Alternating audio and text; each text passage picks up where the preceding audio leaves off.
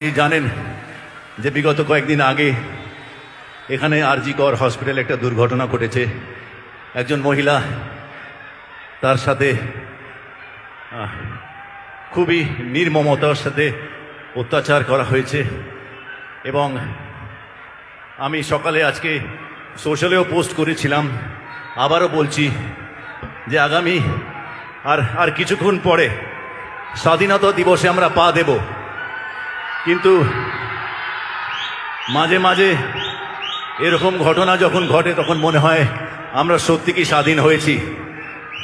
তো তাই আমাদের হাতে যতটুকু আছে, আমরা এখানে উপস্থিত যারা আছি তারা সকলেই সেই মহিলা, তার পরিবারের প্রতি, তার আত্মীয় পরিজনের প্রতি আমরা যদি তার পরিবারের শান্তি কামনার জন্য, আমাদের রাজ্যের শান্তির কামনার জন্য